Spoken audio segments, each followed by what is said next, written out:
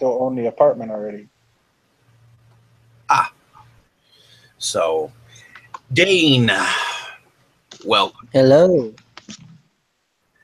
So welcome to Inside Movies Galore, episode 10, where today we are going to have an interview with our own Dane Keil on the films that he has done, since I want to get an interview in of some of the films that he has done before I have more directors on the film and he feels like he's been lost and forgotten. Dane, welcome and thank you for your time. Of course, always glad to do these. So, creative differences. Did you co-direct that, or did you direct it solely? Well, that's not actually my first film. It's just something that is on YouTube, and it's chronologically before other ones. But I made a lot of stuff. I made a lot of stuff that isn't on YouTube just because it was either on a DV tape or I had it burned on a DVD, and I honestly can't find it anymore. It's not really, none of those are really worth talking about, but there's all of them were stepping stones, and they were just early college projects. But Creative Differences was for a narrative class, narrative, production, how to tell a story through a narrative, and we didn't even have to necessarily make it a full arcing story, but it was something that was mostly to just kind of experiment with cinematography and lighting, and a friend of mine and then an ex-friend of mine who's the other star besides myself, we kind of conceived it one night, and I had my other friend do the cinematography, and I acted alongside my ex-friend, and that was one of my earlier acting roles, which I haven't done a whole lot of, but I'm trying to expand into that recently. And it was just something we cooked up, and I had a very pretentious beret at the time, and I don't think I could find that anymore either. But yeah, it was an enjoyable little thing to make. Okay. Where was your location that you shot at in Creative? That was in a drama room, one of the classrooms at the UNC Chapel Hill Drama Department, and I think we'd rented it out for a few hours, and we had to put our names in to use it for a few hours, and we just I think we just barely got it done, but we knocked it out, and I remember showing that film, or either I showed it or someone stumbled upon it. It was another professor at UNC who wasn't even a film professor. He was an English professor, but he had worked in Hollywood on like Terminator 2 and things like that. Okay. And he said that he thought that my acting was good in that, and that he felt like I ought to try and perhaps pursue character acting or something like that. So, and I would certainly not be opposed to that, because I don't at all think I would be a leading man in the conventional sense, but I could be a villain. I could be a just memorable bit player, cameo, things like that I could do. Okay. Did you have any problems working with any of the people that you worked besides on Creative Differences? Any problems? Not during the filming. The person who was my co-star, he was my best friend at the time, and then he quickly became my, not too long after that, he became my ex-friend, and it was kind of an ugly falling out. But I think that I grew pretty quickly after that happened, and just kind of wiped my hands clean. Okay. What about Zenobia? Xenophobia? Xenophobia. Yeah. Well, that was actually for that same narrative class. That was the full-on final semester project. Um, did not have the full semester to do it in, which if I'd had, I think it would have turned out better. Which is not to say it's poor. It's just it's whenever you have more time, it's time is a luxury with filmmaking. But yeah, that was the final semester project for that class. The final project for that class, Um, and Go ahead. it. Say it again. Go ahead. Um, yeah, it was the final project for that class, and it was based on a concept that my dad and I had kind of hypothetically kicked around, just talking one day about that the thing that would wipe out the human race would be some disease that we couldn't fight, and so then it would lead to a lot of mistrust and a lot of people looking out for themselves. And so I kind of took that central idea and made it just a good story about what happens when mistrust is something that's forced upon people and it's rampant. And I called it xenophobia because it was really an examination of xenophobia, which is a fear of the other, and the various ways in which people fear the other. And that could take the form of racism, of sexism, of fear of people from other countries, different religions, and that kind of stuff. And some of those themes are in the film. But yeah, it was just a way for me to kind of take that central idea and explore it in a kind of hypothetical situation. Okay. Did you happen to film xenophobia in the same areas as creative differences, or did you find other locations? That was, and I thank my professor, Joseph Magel, who kind of helped me out with helping to find those two actors that I had, and for lending me a cabin that he and his wife had access to. That I think it was theirs. Um, but yeah, they let me shoot there, and I was it was in the Chapel Hill area, but it was obviously relatively far from the campus. So but it was in the middle of the woods, and it got like pitch black when we shot the stuff at night. So we were lucky that we found all the equipment and that we weren't, mauled to death by some wild animal. Okay. And on xenophobia, did you have any problems with your um, uh, actors or acting? Not on that one. No, they were wonderful. That was Al Julian and Aaron Dunlap. They were fantastic. And only thing that was kind of amusing, which makes total sense now in retrospect, but I remember we wanted to have a shot where Al swung an axe directly at the camera just so that way it would look cool. To stop right before, but it was not. He wasn't going to do it because he couldn't guarantee that he could stop in time. And so then we were like, okay, we want to, and it made complete sense because it was a real axe, and obviously didn't have insurance. We didn't want to be guilty of accidental manslaughter, et cetera, et cetera. So what we did instead was we had one shot with the camera stable. We had one shot where he kind of stopped the axe midway, where the other actor, Aaron was laying down on the ground, begging for him not to kill him. And then the next shot, we had him, without Aaron there, swing the axe into the just a stump. And then in post, we combined them together and put in this nice crack sound, which is not that kind of pulpy, you know, watermelon or cantaloupe sound that you always hear in movies. It was a nice crack, so it was like metal against bone. And every time I've ever shown that movie, that moment always makes people jump, and I'm always proud of that. Okay. Did you have any remember from either film that you specifically liked, or where it was a favorite shot? Um, well, let's see. So from creative differences, I like all the low angle shots, particularly the opening shot because it's low angle and it's low angle. It's moving in a circular pattern because we had a dolly track that we used, and Okay.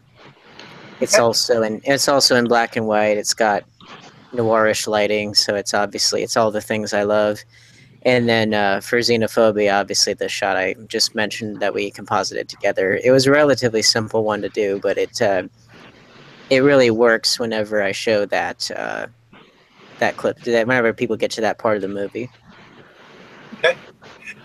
Moving on to a more favorite film from certain people,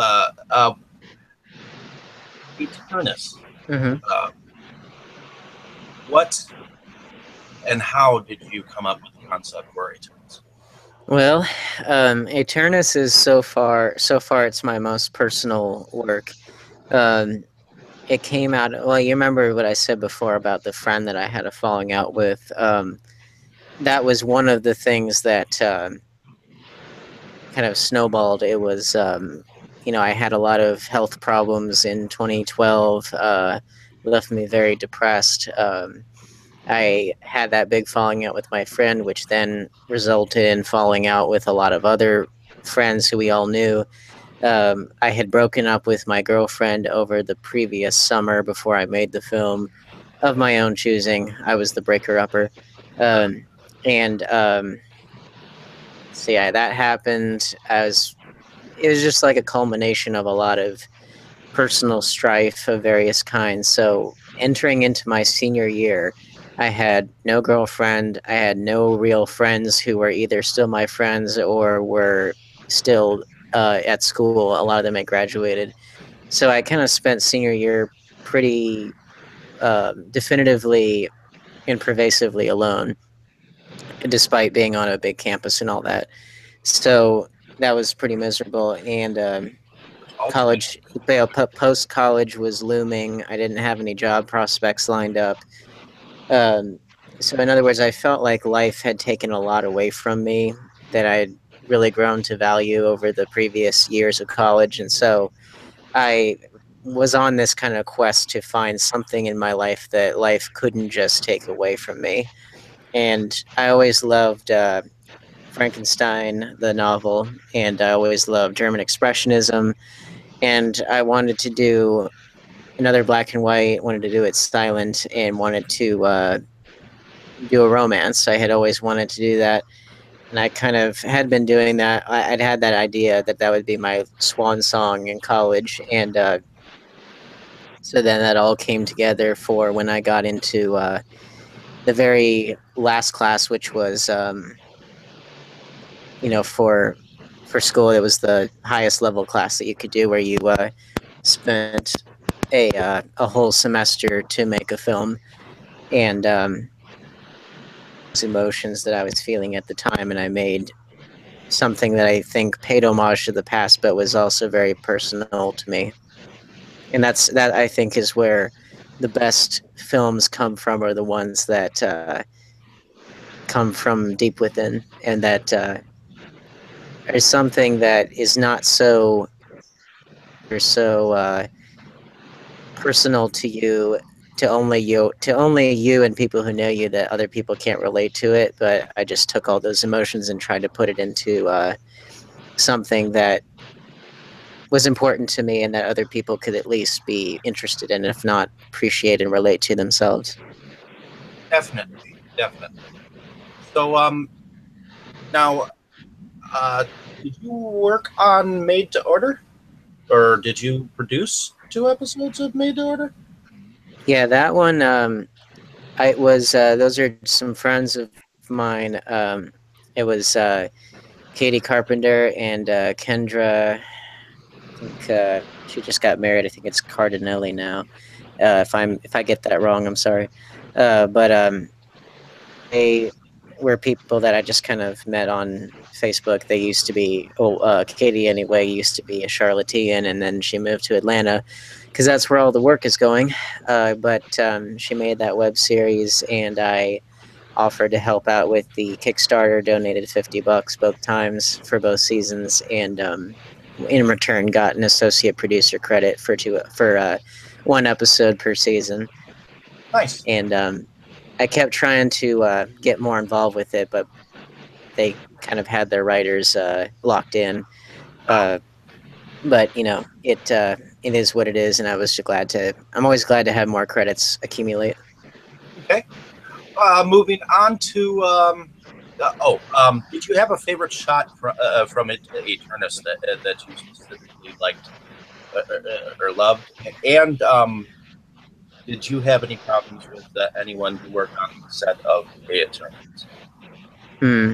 Well, let's see. I have a lot of favorite shots. I don't know if I can pick one, but that was one where I was really lucky. I got to work with Mark Perry, who was a UNC student, and I guess he must have taken a semester off or just I don't remember. He wasn't a student at the time, and he was a really gifted cinematographer, and so I went with someone that I knew was good, and somebody who believed in me and my abilities.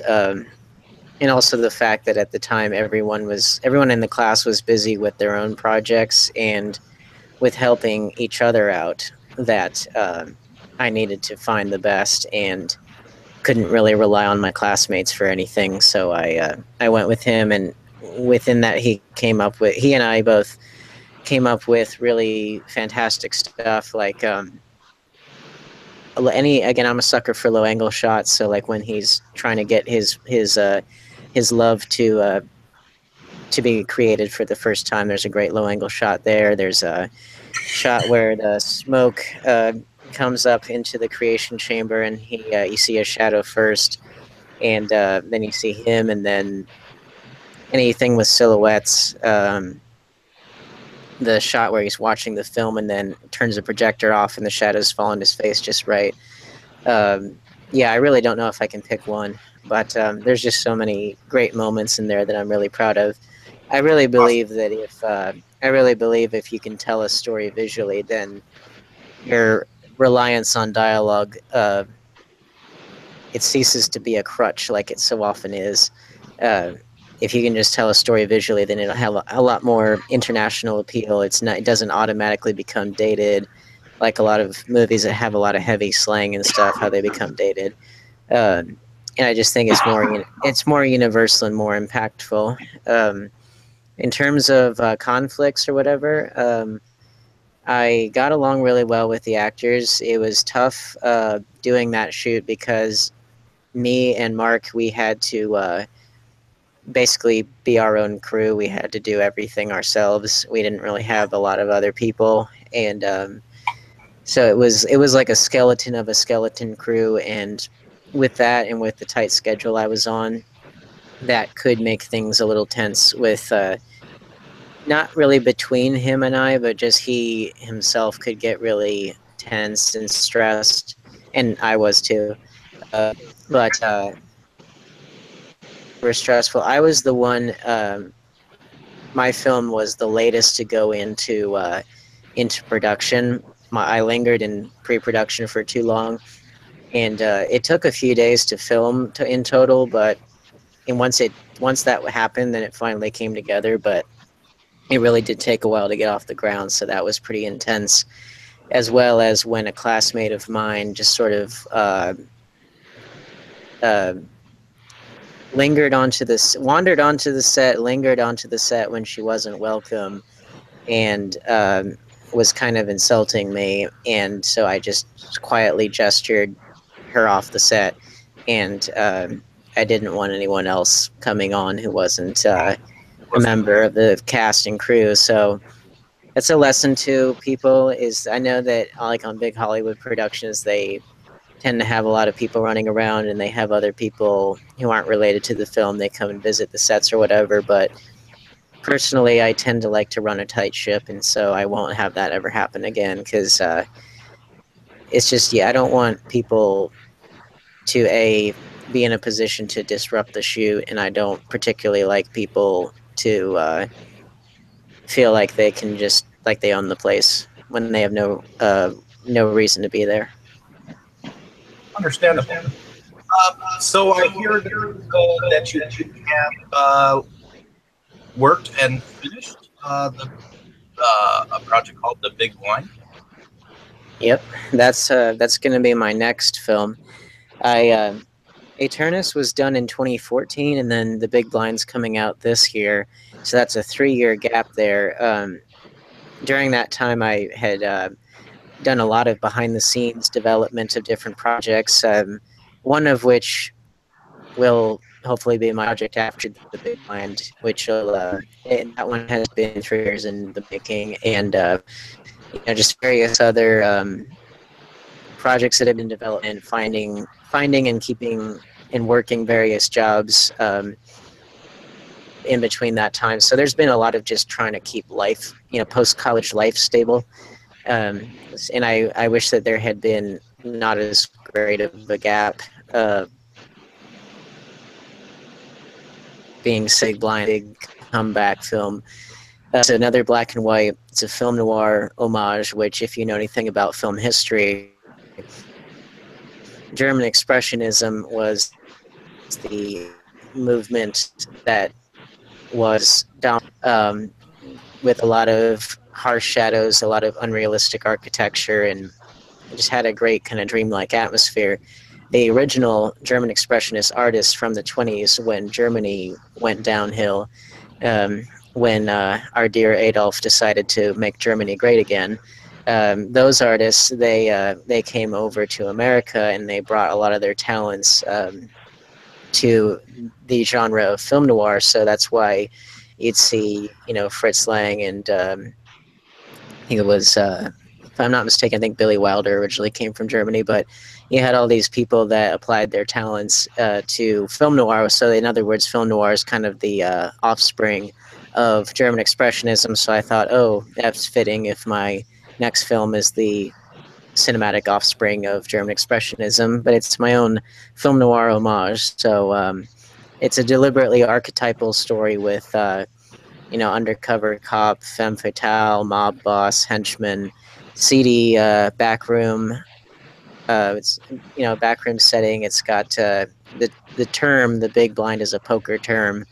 So it centers around a poker game, and at one point our hero has the infamous dead man's hand. If you want to know more about that, I'd suggest looking those two terms up for more information. But it's deliberately archetypal, and about it is that Lloyd Kaufman, the president of Trauma Entertainment and founder and president of Trauma Entertainment, creator of the Toxic Avenger, was kind enough to cameo in it. I happened to catch him while he was in Charlotte for his wife's 50th high school reunion, and so we were able to spend an hour and a half, and we blazed through his singing, got a lot of great coverage. He absolutely had us in stitches with some of the outtakes, which those will definitely have to get released on my YouTube channel, just because they were so good. But yeah, he was an absolute joy to work with. I'd met him at Dragon Con in Atlanta. That was in 2014, so that would have been right after I graduated, and I have seen him at every Dragon Con since. Formed a good relationship with him, and so I was just really glad that I got to actually work with him. And yeah, he really could not have been a nicer person, and more grateful to have so many people there in the crew who Awesome. were so glad to work with him, including myself. Did you have any problems working with the crew on the Big Blind at all? No, I'd say with that one, I feel like that one went the most swimmingly, partially because I had a really really great producer, Kimberly Huffstetler, who helped keep my head on straight. I had an amazing DP, Darren Holiday. I had another second person who was able to shoot Lloyd Kaufman stuff when Darren couldn't make it that day, and that was Paul Striner. Just shout outs to everybody. I had a really great cast and crew, along really well, um, and it was one of those things where I think that having more people behind you who are not college kids, who are adults, who are in fact older than you and can help keep your head on straight for you and just help you navigate the pitfalls. I feel like that the value of that cannot be overstated. And I mean, in both cases, Eternus was made for $400, and then The Big Blind didn't really have an official budget, but it was kind of scrapped together with a lot of like outfits that people already had, or like I guess props that we could either borrow or get on the cheap. And you just sometimes you have to do that. It's not really the size of the budget; it's just what you can do with what you have, and just how creative you can be. But yeah, despite the very kind of deliberately archetypal nature of it, I think that it will be, uh, just well to continually flex my creative muscles and to do something I really wanted to do, which was do a classic film noir. Okay. So now that did you have anything else that you wanted to say? Well, let's see. So, first of all, thank you again for letting me be interviewed, and I hope that this is the first of many more types of these things yet to come. And I just really look forward to more exposure, more work, more credits, and if one of the things that I have really tried to bring to this, to this show is to try and give the filmmaker's perspective on films, to not ever try and pretend like I'm above it all or outside of the process. I really think that a lot of critics and people who talk about movies, I think that they there's a lot of value in the filmmaking process. I think a lot of them just kind of assume that filmmaking is easy or that it happens in a different way than it really does. But from firsthand experience in my admittedly short time making films, that it is a very difficult process. It's a very rewarding process, but I have nothing but the greatest admiration for people who are able to really be committed to their craft and who can make something truly great and can get through it all. I mean, I much, I don't really like it when people necessarily just make things just for the. I mean, there's something to be said for making things for their own sake, but it's like I'm more of a quality over quantity person, which is part of why it took me, 3 years to get another film out. But whenever something comes out great, there really is no greater pleasure in the world as far as I'm concerned. And so I just thank you for letting me be interviewed, and also for letting me be able to talk about my passion, but in a way that doesn't ever cheapen the fact that filmmaking is tough. It's something that not everyone can do, but for those of out there who love it and who can do it well, they'll know what I'm talking about. And so this just a chance to give. Definitely, definitely. So, well, anyways, we have Tito in the room where we are to discuss a small short film tonight as well.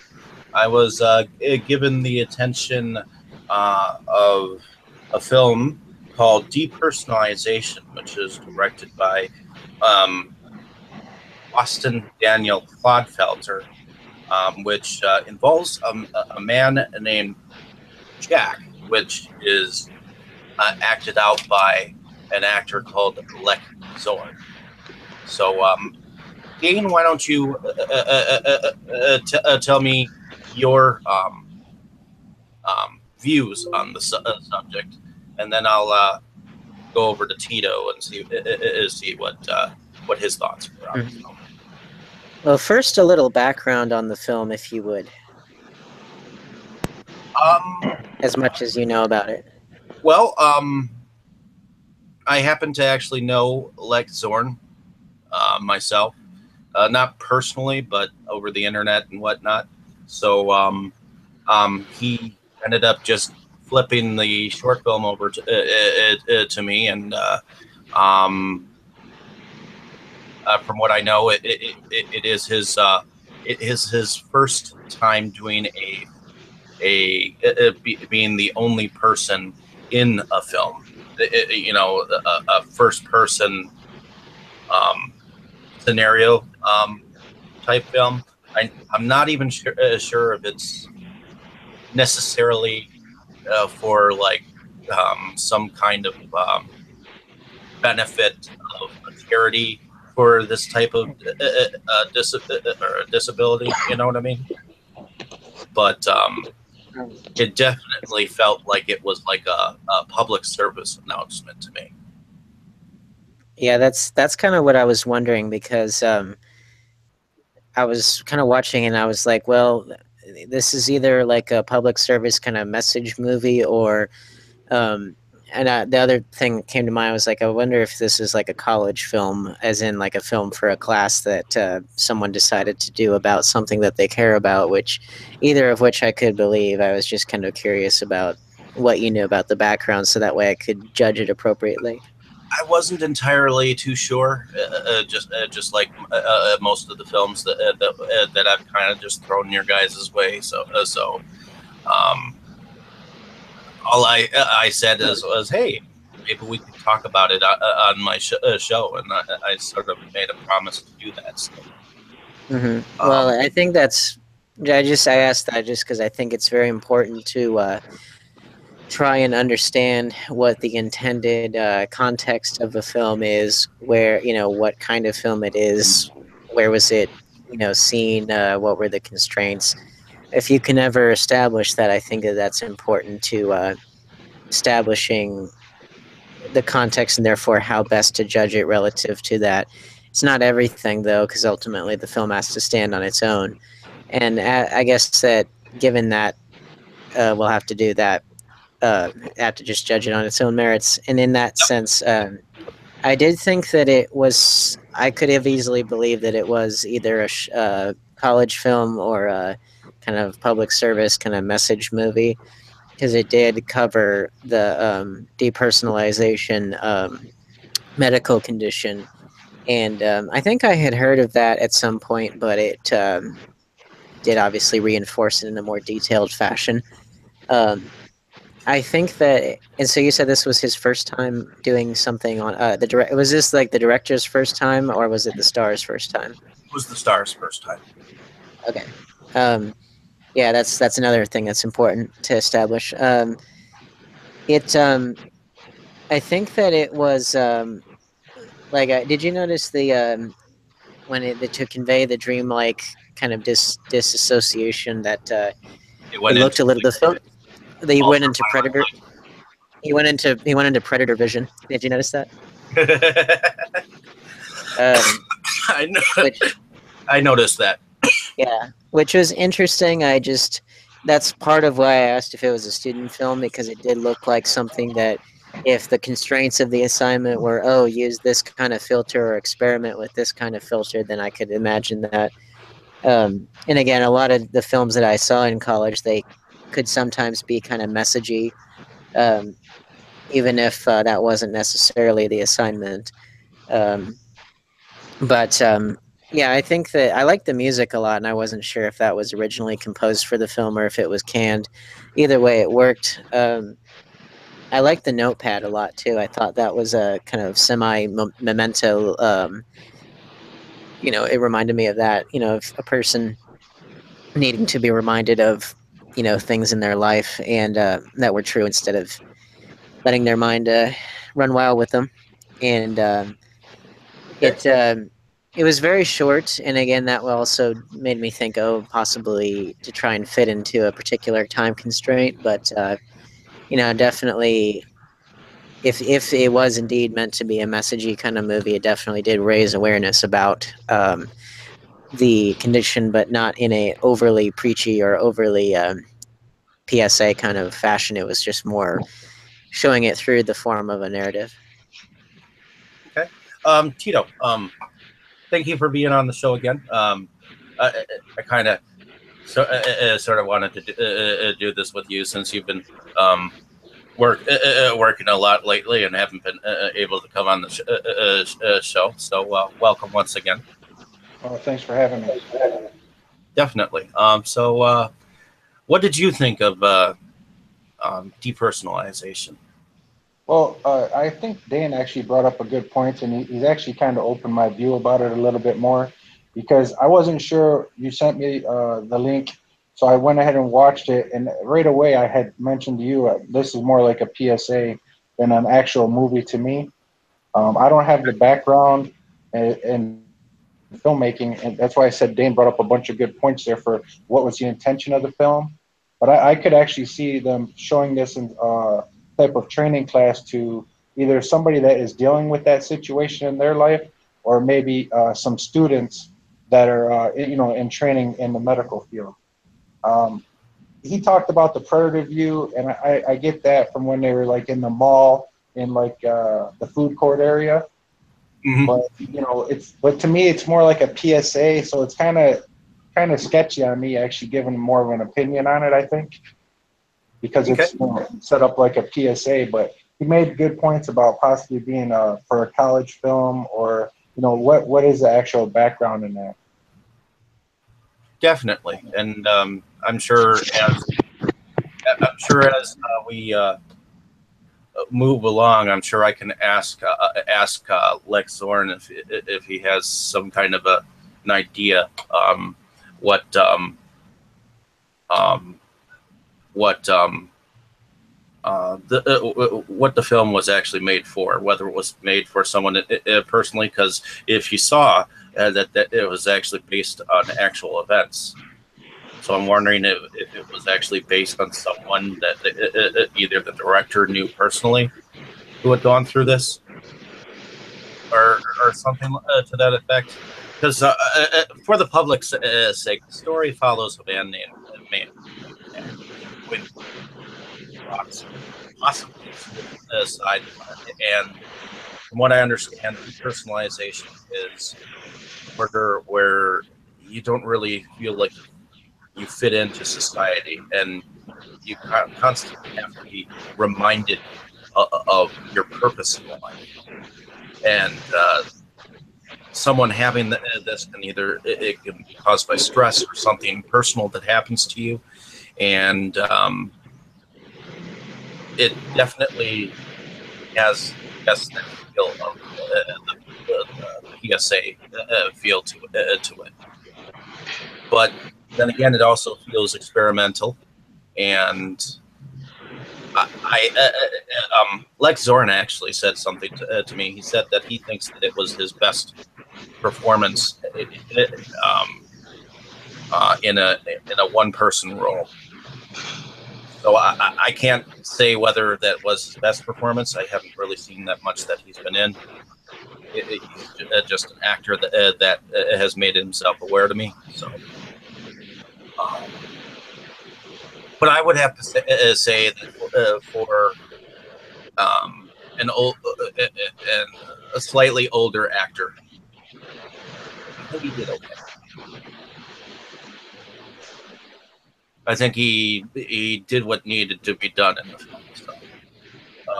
So, what do you think about his acting,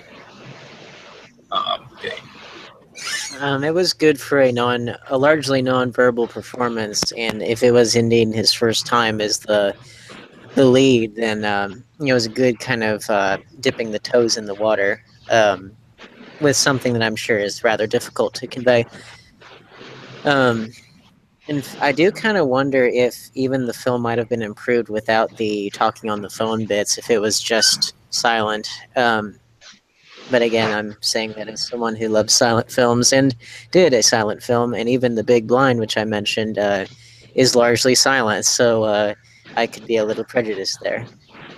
But yeah, I think that, well, part of the reason I bring it up is because I think that nonverbal acting also helps to get rid of the pretense, helps get rid of a lot of the unnecessary crutches that can often prop actors up and perhaps be unnecessary training wheels for when you need to really show your stuff. If you don't have that, then that becomes the even greater challenge. I So I think was glad that he was able to I, dip his toes in the water without having those tools. I agree with you. I think that would be better as probably just a silent film, since you do have the notebook, so you'll have the words that way, and then just have the actions of the actor. He didn't actually have to say anything at all with that phone conversation. Oh, so just have the phone conversation and then have him not say anything at all?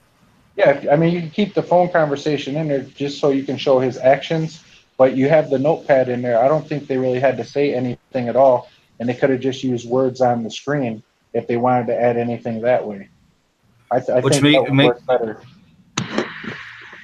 which makes me wonder if it is possible, and not to say this as a negative thing for the actor, is is almost if the words said by Legsorn were almost added because maybe he wanted to have a speaking role in it. Maybe, I don't know, but one thing that I would say to him, just as a advice for the future, is to again, this largely depends on the script. Like if you have if it's Shakespeare, then then it's like pretty much all words and the best words that there are in the English language. But generally speaking, it's I would say about not so much getting the lines right, but about not only and it's a lot of the standard stuff like what's the intentionality of the line, or as Tommy Wiseau, the great cinematic genius, would say, what is behind the words. So you definitely have to consider that, but also I'd say beyond that, just think about how can this be conveyed without dialogue, or what's going on here that I can portray that a line of dialogue can't necessarily portray, or it would be better without that line of dialogue. So um, that's just something I'd say to always think about is think about it perhaps more along the lines of how animals emote, like dogs and cats, how they obviously can't form words, but they still emote, they express how they feel without needing words, and so that can often be a good way to be intuitive to emotion, but without needing dialogue as a crutch. So, Tito, after hearing uh, my interview with Dane, is there anything that you'd like to know of Dane or about his work? Or Quite honestly, I have not seen any of his work yet. So, okay, I mean, you covered the films that he's been involved with. I'm not, yep, and I enjoy being on the show with Dane because he brings a lot of information and he actually opens my eyes a little bit more on these films that we're watching as well. So, I'm just happy to be on the Or show with him. maybe if you could put the links to those films in the description, then people can watch them. I actually, believe it or not, gave them to him to watch so that he can watch them after the show. Oh, sweet. Well, I'm just saying, do that so for posterity's sake as well. Definitely, and I think that we can bring his films in the future onto the show and talk about them from our own perspectives. You know, even though because now we've heard it from him, his point of view. And preferably one of the next things that's on the horizon will be my first feature, which will hopefully happen before too long. And so perhaps before you know it, we could be talking about that. You never know. Oh, yeah, most definitely. So, in any case, thank you both for jumping on this episode with. Appreciate your time.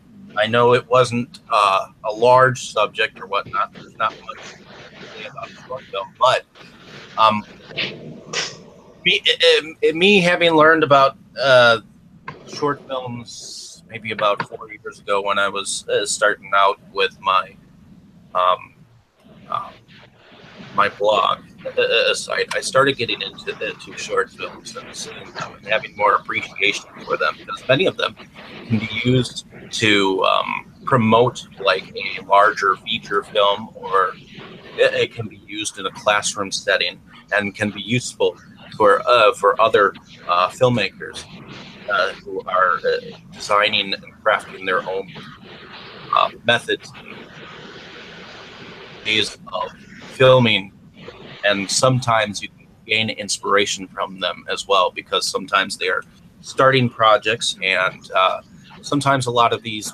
films get overlooked because they are so short.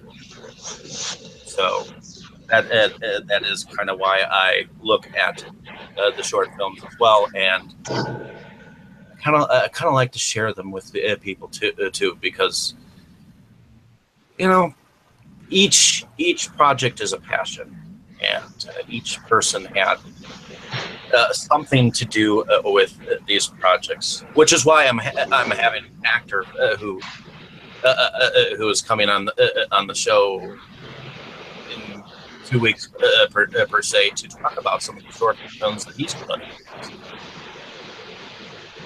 Early, why I want to do some of these episodes with short films on the nights that we don't do feature films. So if we can, if not, that's okay. So in any case, I know we're running out of time here. So Dane, why don't you tell us a little bit about, well, even though you did in the beginning, Well, tell who you are, and yeah, so maybe your my website. name is Dane Keil, and you can find me and my work on my YouTube channel, The Dane Keil, DaneKeil, and you can watch the films that we discussed in this interview, and you can stay up to date about anything else that I'm doing. Connect with me on Facebook, Twitter, wherever you can find me. I'm just always eager to meet new people, make new friends, and hopefully that my work can mean something to people. All right. And Keto, I understand that you've somewhat acted in or been a stand-in in a few films, and have been on YouTube before. So why don't you tell us a little bit about yourself, besides eating oranges? Uh, okay.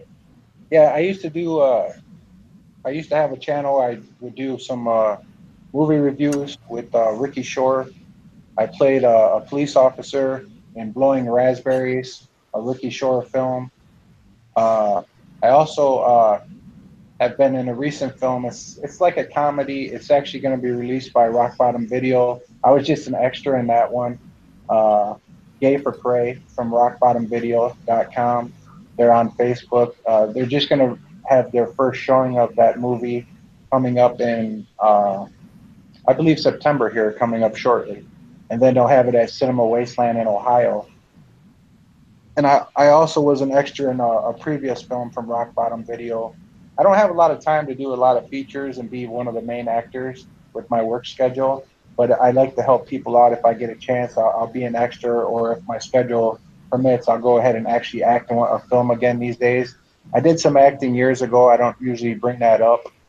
And basically, I still enjoy movies. I watch movies. If Ricky Shore comes back around, I'll probably be a featured actor in one of his films. I haven't talked to him in a while. Didn't you at one point in time tell me that you were a somewhat producer of Cannibal Dinner? No, not Cannibal Dinner. I did something small with Jason Toth out of Indiana. A short film called Holly. It was a semi-snuff film. Um, it did what it was supposed to do. You know what I mean? But Okay. I haven't talked with him for a little bit while either. My work schedule is just kind of crazy, so I can't always be around. But I definitely enjoy films. I like the independent films, the smaller directors. I'm a big fan of those. Don't get me wrong. I like my superhero films and the mainstream horror also. But it's pick and choose. I like to look at the smaller films because I can get a lot more out of them. I'm not, I learned to look at the smaller budget films because I know they're a smaller budget going in, so I don't have preconceived notions about how great something should be. Like the next Marvel or superhero movie. I know it's not on that level, and I view it as at a different rate than I'd expect from a big production film. And both films can be equal to me that way. so I don't have to worry about the budgets. But you Mhm. know, some movies I'll like, some movies I won't like, and I usually give an honest opinion. Sometimes people like it, sometimes they don't, but I'm true to myself on saying what I like or what I don't like about films. Okay. As Shakespeare would say, "To thine own self be true." There ain't Am I? many Shakespeare quotes. Oh, don't even get me started, because I'm kind of a rampant Shakespeare fanatic. So am I. So we might be. I definitely know some of my Shakespeare. I didn't talk. um, I didn't talk about oranges today, but I am fond of a new coffee I've been drinking lately. Redbeard Coffee Traders. in any case, my name is David Struggy. I am the host of Inside Movies Galore, where we talk about films anywhere from feature films um, to short films, and who knows, even possibly television. Who knows? But I'm also a blogger. I run Movies Galore of Milwaukee. A group talks about anything from silent films to present day current in development projects, and I also run a blog of the same title. I'm also a somewhat producer. My most recent production is going into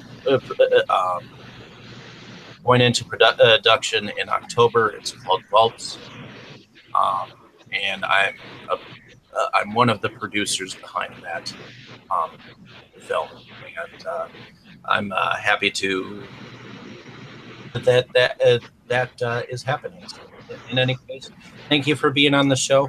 Thank you guys. Appreciate it. And hopefully, you folks have a good evening, and hopefully, you enjoyed the podcast. Yes, thank